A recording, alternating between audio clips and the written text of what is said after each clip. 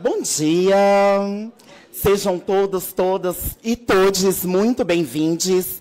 Dizer que para mim é uma imensa satisfação estar presente com vocês.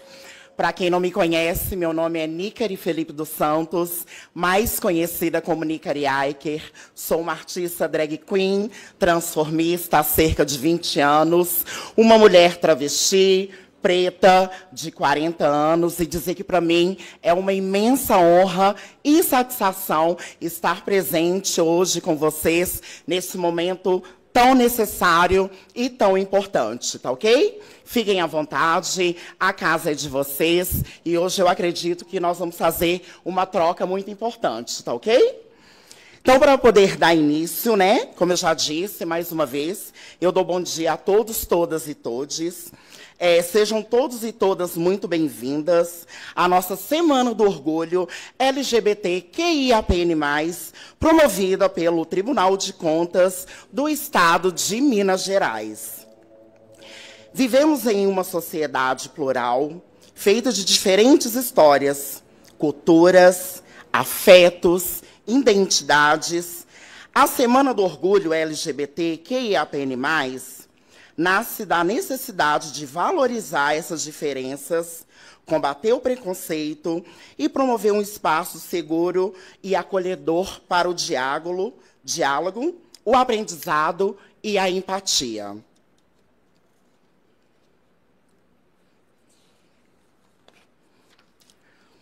Celebrando 90 anos de história em 2025, o Tribunal de Contas do Estado de Minas Gerais reforça o seu compromisso com a excelência na fiscalização e no controle externo, promovendo ações que contribuem para a melhoria da gestão dos recursos públicos e para a construção de uma sociedade mais justa, igualitária e inclusiva. Para nós, é uma grande satisfação receber vocês nesse espaço, celebrando a diversidade e fortalecendo a luta pelos direitos da comunidade LGBTQIAPN+. Esse seminário tem como principal objetivo promover a inclusão da comunidade através de debates, trocas de experiência e fortalecimento de políticas de diversidade. Durante o evento, teremos roda de conversas, palestras, exposição artística e exibição de curtas-metragens, com participação de ativistas, especialistas e pessoas que compartilham a sua trajetória de forma corajosa e inspiradora. Convidamos a todos e todas a participarem dessa jornada de acolhimento, consciência e transformação. A diversidade é real, é rica, é necessária e é um motivo de orgulho. Para a abertura oficial do evento, ouviremos o presidente do Tribunal de Contas do Estado de Minas Gerais, conselheiro Durval Ângelo Andrade.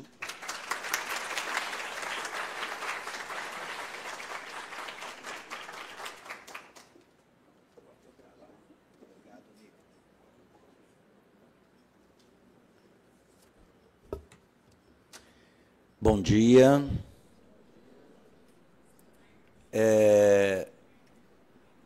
Na semana passada, celebramos no mundo a data do Dia do Orgulho LGBTQIAPN+.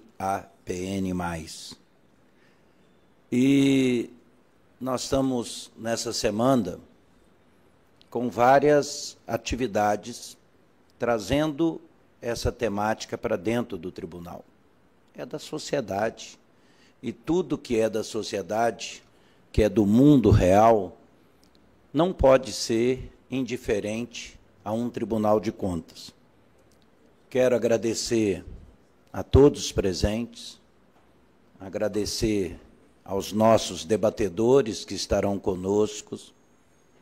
Quero agradecer a nossa apresentadora, a Nicari, que é a nossa mestra de cerimônia aqui hoje, e quero agradecer particularmente à Associação do Servidor e às Contas, que é uma parceira incansável nesses eventos do tribunal, em todos que nós realizamos. Mas agora eu gostaria de abordar a temática. Por que essa questão está sendo discutida?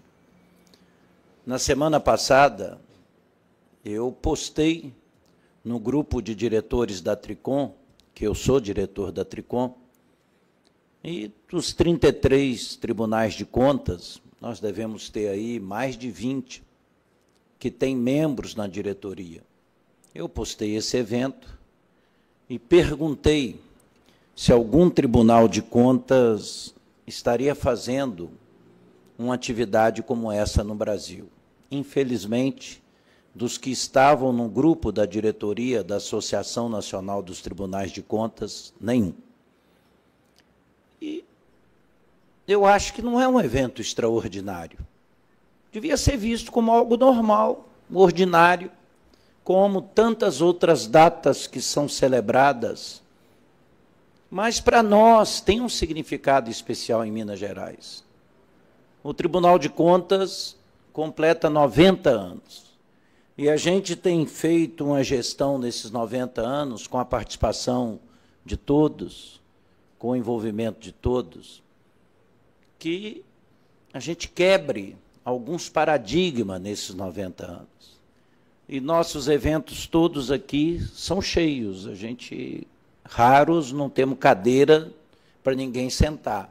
Nesse, nós estamos com vários locais vagos. Espero, apesar de estarmos transmitindo pela TV, ficará gravado no YouTube, não é dos eventos que trouxe um público maior. Mas eu gostaria de tratar desse evento contando uma história acontecida mais ou menos há 4 décadas e que eu ouvi há 3 décadas atrás. Para a gente ver como a realidade, essa realidade, está mais perto de nós do que nós imaginamos. A história de uma jovem, Clara, Clarinha, como era chamado, por sua família de classe média em Belo Horizonte. Diz que com 14, 15 anos, numa família muito católica, os pais, ministros de Eucaristia na Pompeia, na igreja que eu me lembro, eu trabalhava no Instituto de Filosofia e Teologia, Instituto Santo Tomás de Aquino, Teologia Católica, e lá era uma paróquia franciscana, mais particularmente dos capuchinhos. E os pais eram ministros de Eucaristia. E isso, ela se apaixonar por uma mulher, foi um escândalo na família. Um escândalo. Imaginemos isso há 3, 4 décadas atrás, em muitas famílias mineiras católicas. Porque as religiões monoteístas são muito intolerantes com o diferente em geral, e muito mal resolvidos, e aí eu falo alguém com 3, 4 décadas de trabalho na teologia e na Igreja Católica, muito mal resolvida na questão da afetividade, né? E a família resistiu, até com violência física com a Clarinha, né? E tinha uma frase que é interessante, que a mãe dela repetia, que era Gênesis 1, 27. Então Deus criou o ser humano à sua imagem, a imagem de Deus o criou, homem e mulher os criou. E ela usava isso para justificar que Deus só fez homem, só fez mulher. Aqui não se discute nesse texto, que é de uma tradição bíblica chamada tradição javista, né? Não se discute orientação sexual, mas queriam de alguma forma, inclusive eu entendo que esse texto, diferente de Gênesis 2, que é o outro relato da criação, que é da tradição eloísta, né? Onde fala do homem criado primeiro do barro, e mulher, e a primazia do homem, a mulher tirada da costela, são duas tradições, de 4, 5 ou 6 tradições, dependendo de alguns teóricos, literárias que você tem na Bíblia, né? Eu dizia que esse texto era altamente libertador. Se o homem e a mulher são imagem e semelhança de Deus, significa que o Deus não precisa ser o pai, o patriarca, pode ser a mulher também, pode ser a mãe, né? Mas ela interpretava esse texto para querer punir. E qual foi a reação da Clara?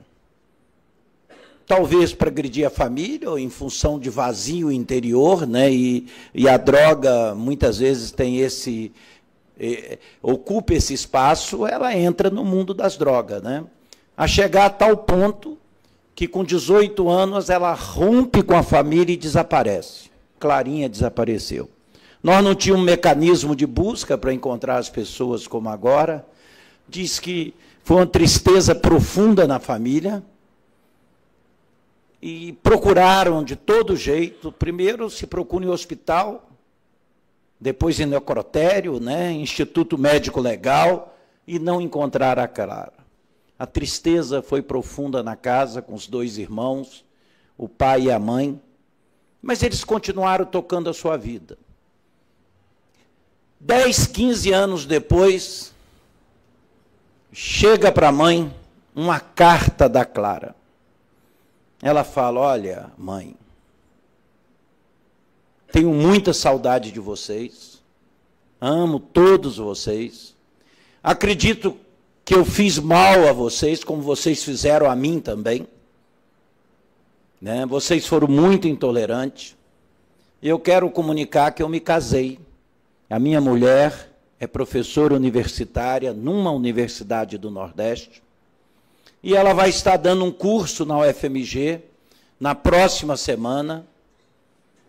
E, se vocês quiserem, eu gostaria de encontrá-los, eu gostaria de revê-los, eu gostaria de abraçá-los, de beijá-los, mas com a minha companheira junto. Gostaria de levar a minha companheira. E ela disse: na nossa casa, naquela goiabeira do quintal, onde papai fez um balanço para mim, caso vocês quiserem me receber, eu vou passar no domingo de manhã, no bairro, com a minha esposa, e vocês coloquem na goiabeira um lenço branco, que eu vou entender que esse lenço branco é um sinal que vocês querem me rever, e eu vou apresentar a minha esposa para vocês. Qual foi a surpresa da Clara? Que naquela manhã de domingo, e ela foi por volta de 9 horas, que os pais participavam na igreja da Pompeia da missa das 7 horas, não tinha um lenço branco na goiabeira. Tinha um lençol de linho tremulando na goiabeira. E a surpresa maior, que das janelas da casa tinha várias bandeiras dessa aqui, como símbolo de uma causa, como símbolo que mobilizou muita gente.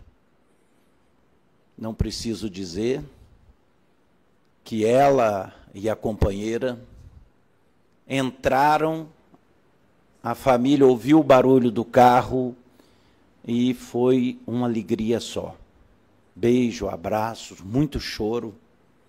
Mas a grande surpresa da Clara é o que entrar na casa, uma mesa de café mineiro maravilhosa, e entre beijos e abraços, a mãe, com a letra dela, tinha, como ela era muito cristã, ela tinha escrito com as mãos dela um cartaz de Gálatas 3:28, onde Paulo diz assim: já não há judeu nem grego, já não há escravo nem livre, já não há homem ou mulher, porque todos vocês são um só em Cristo Jesus.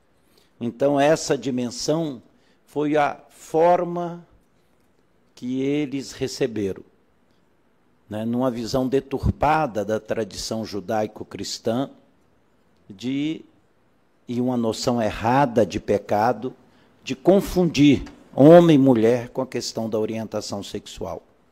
Então, para nós, essa história da Clara sempre me desperta uma coisa: como é necessário a gente ter diálogo e compreensão diante do diferente em geral. Esse diferente pode ser pela orientação sexual, pode ser por opção religiosa, pode ser por cultura, ser estrangeiro, né? E o artigo 3º da Constituição Federal, no seu último inciso, no artigo 3º, coloca a missão da República Federativa no Brasil, e aí entra a função de um tribunal, é construção de uma sociedade livre, justa, onde não tenha preconceito de raça, de cor, de orientação sexual. Está lá na Constituição, então mudem a Constituição. O tribunal tem que trabalhar com isso. E eu acho que naquela atitude de compreensão da Clara, da sua família, eu acho que representa um pouco essa necessidade desse diálogo, né? Então, eu acho muito importante a gente realizar, sobre essa motivação de uma Constituição que seja inclusiva, realizar um debate como esse hoje. Além do debate, nós estamos tendo aqui uma exposição, e eu quero agradecer à nossa diretora de comunicação, Andréa Mesquita, amiga do Sebastião Reis Júnior, por ter trazido essa exposição. A exposição do Sebastião Reis Júnior, que é mineiro, vem muito aqui a Minas, eu conheço muito o ministro Sebastião. Ele fez um livro, nas visitas dele ao sistema prisional, e é essa exposição que são as fotos dos livros, chamado Translúcida, que reúne 42 fotografias de mulheres transexuais presas, feitas em suas visitas ao sistema prisional, e convida a reflexão sobre identidade, direitos humanos e a realidade da população LGBTQIAPN+, no cárcere. E eu quero aqui destacar o olhar sensível e comprometido do ministro. A mostra revela histórias de vidas mútuas, de vidas muitas vezes invisibilizadas, e convida a empatia diante de realidades que ainda precisam ser transformadas. Eu acho que, e hoje nós fizemos a abertura agora, mas hoje às 14 horas, me telefonou ontem à noite o presidente do Tribunal de Justiça e vários desembargadores que queriam estar aqui à tarde, só poderiam estar à tarde, que eles têm reunião agora de manhã. Então, às 14 horas, antes de começar os debates da tarde, nós vamos receber aqui uma delegação do Tribunal de Justiça para a gente inaugurar novamente, porque o tribunal gostaria, segundo palavras do próprio presidente, Luiz Carlos, gostaria de ter sido parceiro nessa atividade aqui conosco. Então, nós vamos receber à tarde, às 14 horas. Agora, no convite que vocês receberam, a última frase do convite diz assim: respeito não se negocia, se pratica. E inclusão é mais do que discurso, é compromisso. Está lá na convocação. E eu quero aqui anunciar 2 medidas que nós tivemos nessa presidência. Informado pelo nosso diretor-geral, cadê ele? O Gustavo. Ele está numa palestra. Eu disse, quando a gente ia ocupar 100 cargos aqui, de recrutamento amplo e limitado, recrutamento amplo são 4 diretorias,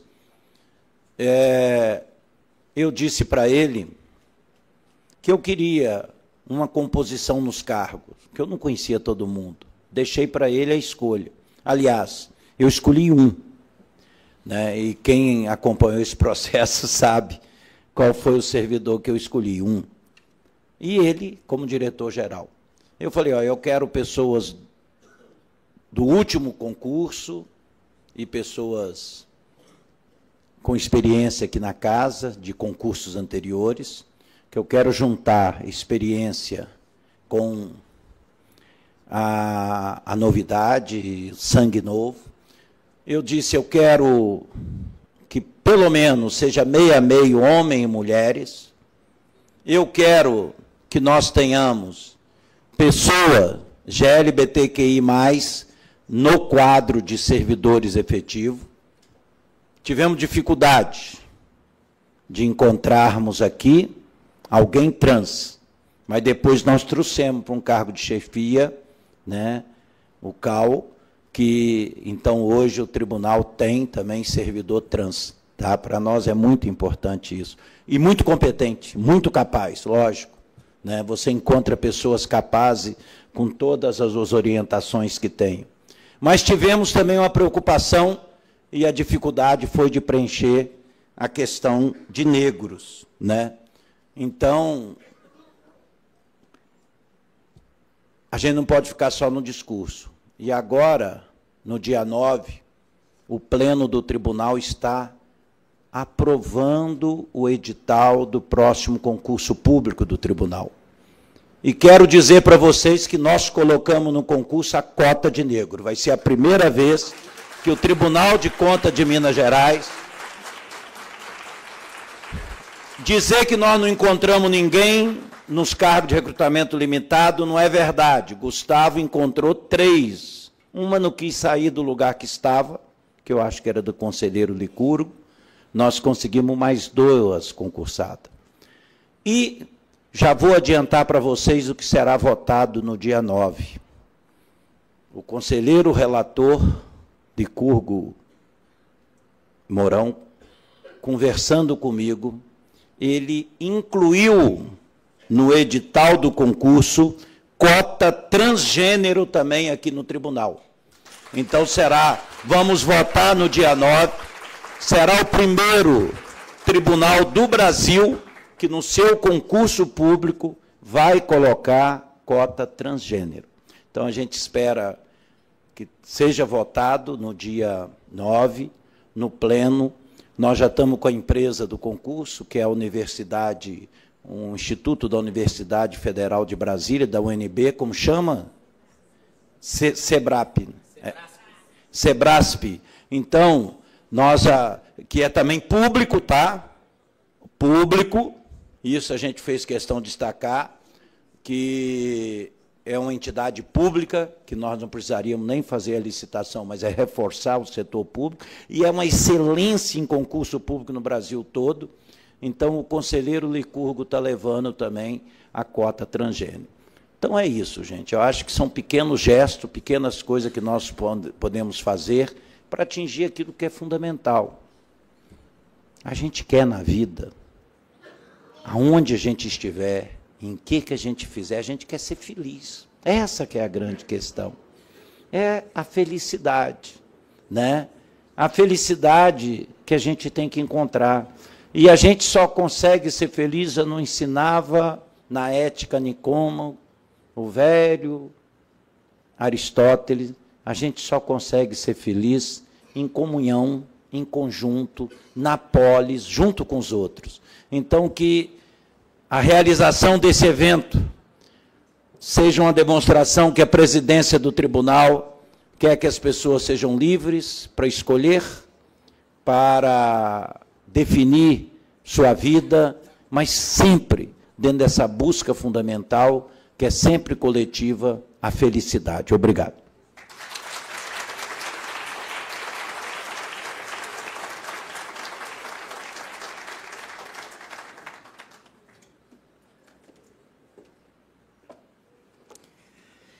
Então, gente, para poder retomar aqui com vocês, me deu até um nozinho na garganta, porque eu me senti muito representada pela história da Clarinha, né, que é muito importante e que também existe. E, mais uma vez, eu gostaria de agradecer a importância desse movimento que está acontecendo hoje, principalmente para a minha comunidade T, trans, travesti, por ser essa mulher, né? Estar aqui presente hoje. Então, acho que essa história, ela me reverberou muito aqui dentro. Então, gostaria de agradecer demais ao senhor presidente, né, por ter compartilhado com a gente esse momento tão importante. E gostaria também, gente, de agradecer imensamente a presença ilustre da nossa maravilhosa cantora Titane. Gente, uma salva de palmas.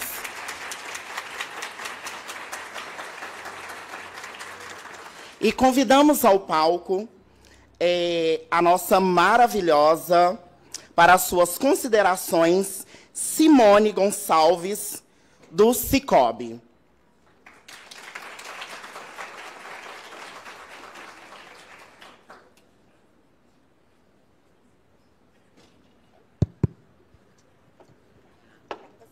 Bom dia, pessoal. Para quem não me conhece, meu nome é Simone, eu sou do Cicobi Cofal aqui do TCE. Eu quero aproveitar esse momento para falar rapidamente sobre algo que eu considero muito importante, a importância de respeitar as pessoas como elas são. Quando a gente fala sobre diversidade, eu acredito que estamos falando sobre criar um espaço em que a gente consiga respeitar as pessoas, acolhê-las bem. E isso eu vejo muito no Cicobi Cofal. Isso a gente trabalha isso diariamente, tá? No dia a dia. Essa preocupação em acolher as pessoas, respeitá-las e proporcionar sempre o melhor para elas. Nosso propósito no Cicobi Cofal é agregar valor à vida das pessoas. E a melhor opção que temos hoje, contribuindo na vida das pessoas, é buscar soluções financeiras que sejam adequadas a cada uma. E temos todos os produtos que possam atender a todas as pessoas. Está dando eco, né? Oi, perdão. Que possa atender a todas as pessoas. Com isso, nós temos investimentos, temos abertura de conta corrente, linhas de crédito consignado, crédito pessoal, rural, empresarial e, inclusive, temos crédito para viagem. Caso vocês tenham interesse também, faço o convite para vocês conhecerem a instituição, a cooperativa. Ela está no 2º andar, próximo à portaria 1. Será um prazer receber vocês e para vocês conhecerem também todos os benefícios que vocês têm como cooperados, tá? Fica meu convite, desejo a vocês um ótimo evento e aproveita bastante, porque tem muito a agregar, tá? Esse conhecimento. Obrigada.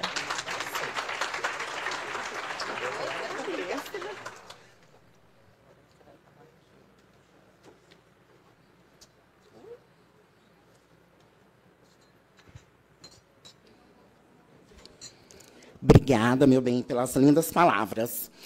Então, gente, para darmos início à primeira roda de conversa, convidamos o assessor da presidência, João Batista Miguel, para mediar o painel Desafios e Avanço na Garantia dos Direitos LGBTQIAPN+, uma análise da realidade atual e perspectivas futuras.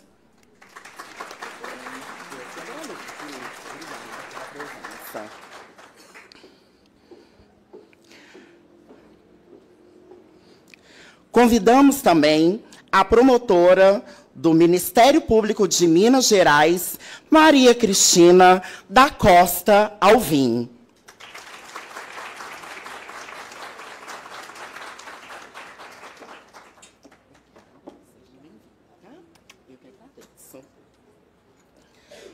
Gostaríamos de chamar também o defensor público do Estado de Minas Gerais, Vladimir de Souza Rodrigues.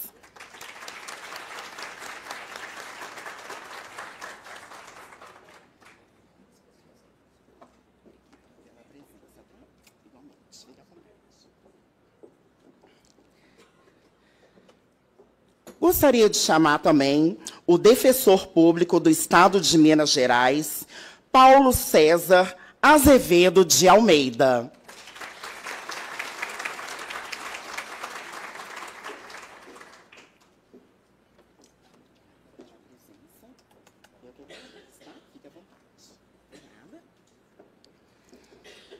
Gostaria de chamar também ela, a nossa incrível e maravilhosa, a vereadora de Belo Horizonte, Júlia Santos.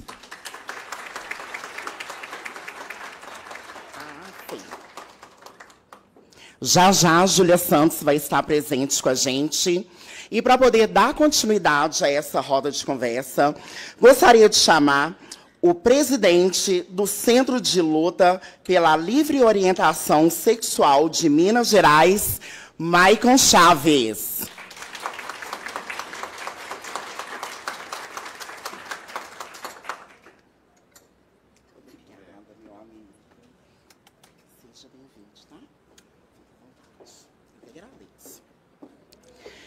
E participando de forma remota, a desembargadora aposentada do Tribunal de Justiça do Rio Grande do Sul, Maria Berenice.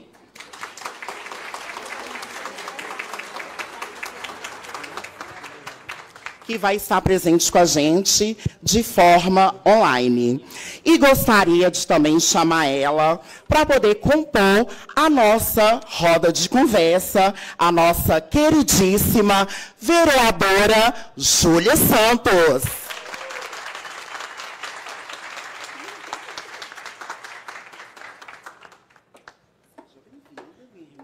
Te amo, tá?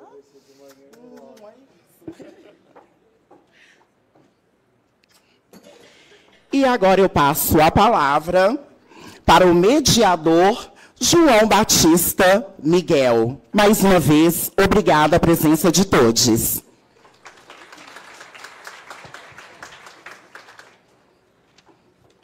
Bom dia a todas, a todos, a todos. É uma alegria muito grande a gente celebrar essa manhã hoje, nesse Tribunal de Contas, pela primeira vez, o encontro tão significativo, importante e que esbarra, que toca na vida de muitos de nós. De muitos de nós. Hoje, nesta manhã celebrativa, né, que a gente encara como algo extraordinário, mas que precisava ser algo ordinário do dia a dia, mas a gente celebra esse extraordinário que acontece aqui, depois de 90 anos deste Tribunal de Contas, onde esse espaço se torna o Tribunal do Respeito nesta manhã, o Tribunal da Acolhida, o Tribunal da Diversidade e o Tribunal, acima de tudo, da empatia, né?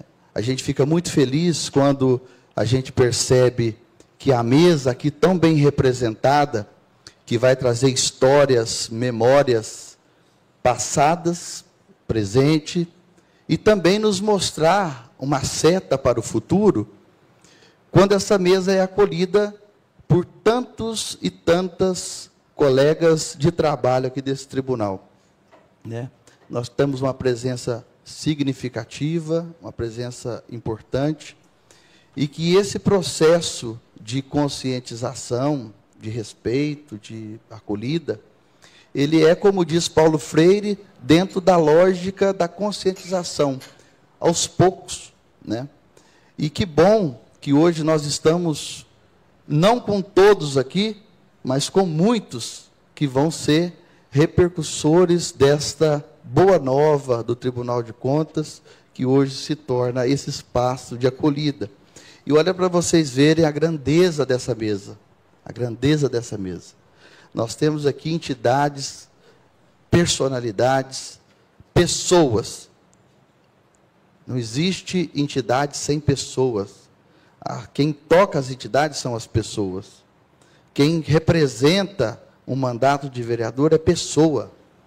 E é por isso que as entidades carregam em si histórias importantes na sua trajetória. Ora acenando por uma abertura, ora acenando por um fechamento. Nós vivenciamos nos últimos tempos, tempos sombrios, em que se ouvia dizer da boca de dignatários, ou que se diziam dignatários, que preferia ter um filho morto do que um filho gay. Que os meus filhos héteros não são fracos. Isso partindo da boca de qualquer pessoa que seja, impacta profundamente a vida de quem ouve e de quem sente a flechada oculta que sai dessas bocas atirando de forma irresponsável. Nós ouvimos muitas histórias de reforço ao desrespeito. Nós ouvimos nos últimos anos uma engenharia muito forte para impedir avanços daquilo que nós chamamos dos direitos humanos, da dignidade humana, mas nós resistimos. Nós resistimos e nós resistiremos. E é graças a momentos como esse que a gente encontra pessoas de resistência, de referência, que servem de sinal para os próximos eventos, para as próximas atividades, para as próximas lutas, que nós nos reunimos numa manhã dessa, com uma mesa tão qualificada, tão significativa, e num espaço que, graças a Deus, nos acolhe tão bem. Obrigado, presidente. Obrigado. Obrigado a todos vocês, amigos, colegas de trabalho, que acolhem esta causa. Hoje nós temos, então, para começar a nossa roda de conversa, Maria Berenice Dias, que é advogada, especialista em direito homoafetivo, famílias, sucessão, é vice-presidente nacional do Instituto Brasileiro de Família, do qual é uma das fundadoras, desembargadora aposentada do Tribunal de Justiça do Rio Grande do Sul, foi a primeira mulher a integrar a magistratura no Estado. Olha que significativo. Preside a Comissão Especial de Diversidade Sexual e Gênero da OAB Federal e é grande referência nacional na luta pelos direitos LGBTQIAPN+. É autora de diversas obras jurídicas e idealizadora do Estatuto da Diversidade Sexual. Está longe, mas está perto.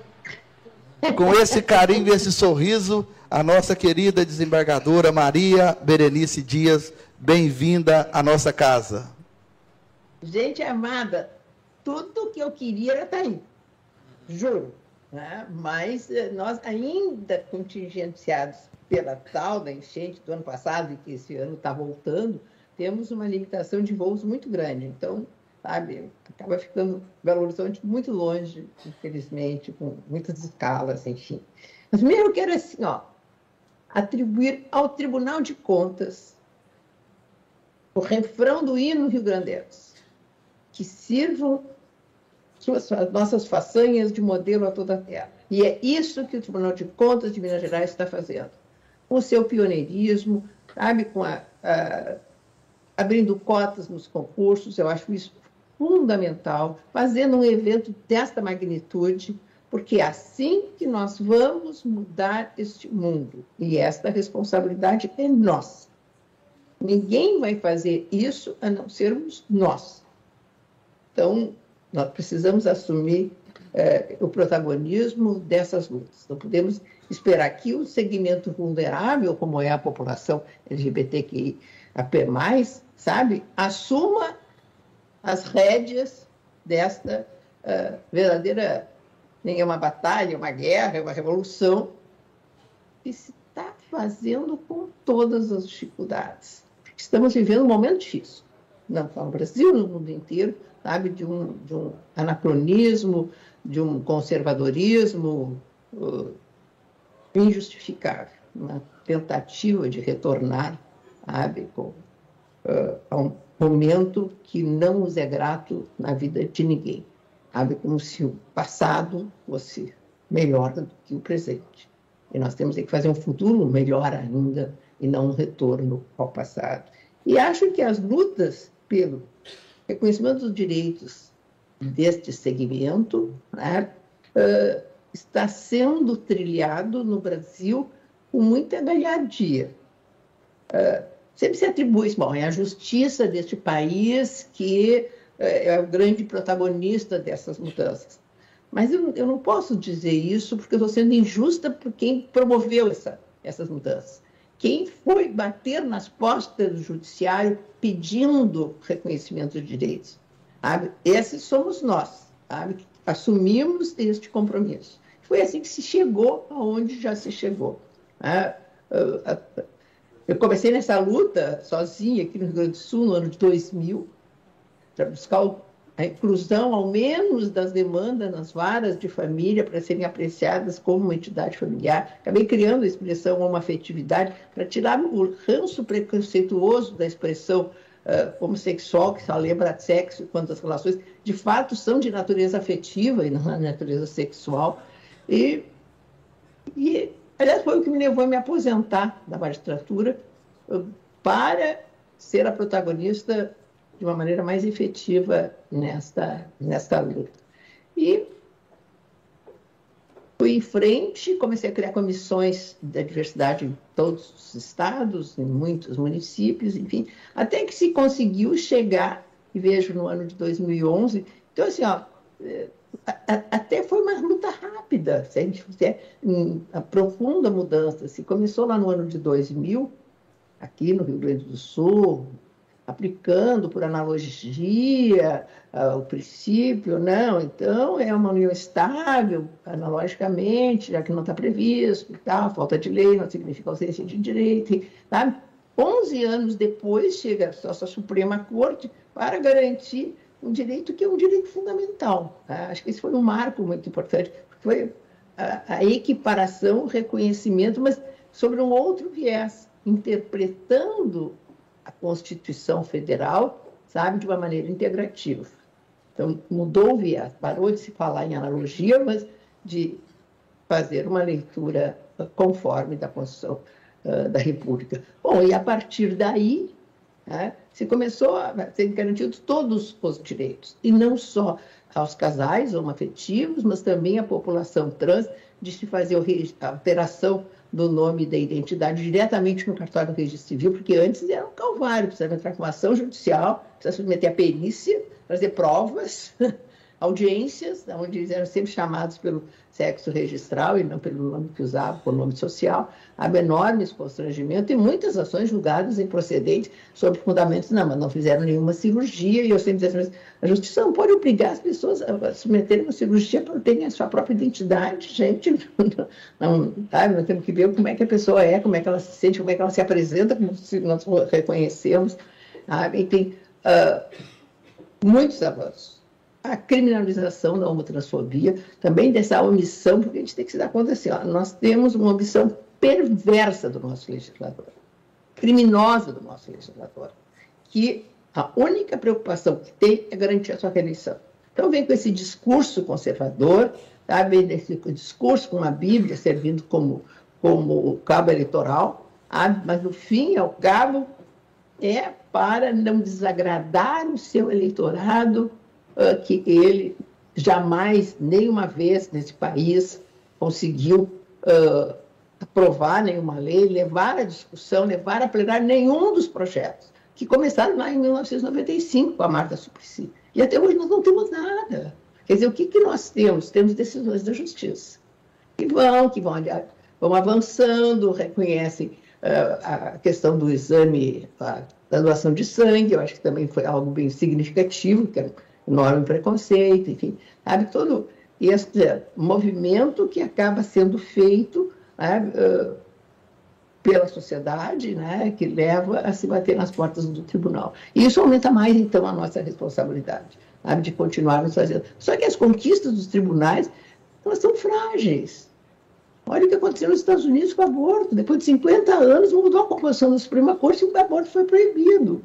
Então, sabemos que não vai mudar a composição do Supremo Tribunal Federal. Já temos dois ministros terrivelmente evangélicos. Pode mudar a composição. Pode ser aprovada a lei, que tem mais de 20 tramitando, querendo simplesmente impedir o casamento. Aliás, tem projeto de lei querendo anular os casamentos que foram feitos até hoje. E, não, mas o tribunal vai achar inconstitucional essas leis. Mas até que isso aconteça, sabe, vai haver um lapso temporal onde tudo vai degringolar. Então, assim, acho que esses momentos, a necessidade desses eventos, feito principalmente pelo Tribunal de Contas, sabe, o primeiro do Brasil, que isso se divulgue para todos os tribunais, não só de contas, mas dos outros tribunais. Adorei saber que o Tribunal de Justiça não teve esse protagonismo e queria fazer junto com vocês. Eu acho isso perfeito. A gente já destacou assim, como um ato de uma pessoa do tribunal, do nosso presidente, né? Daí já teve repercussões, gente. Já falou numa reunião de todos os presidentes, olha, vocês têm, nós temos. Vocês fazem evento, nós fizemos. Agora nós vamos fazer concurso, incluindo Tribunal de Justiça.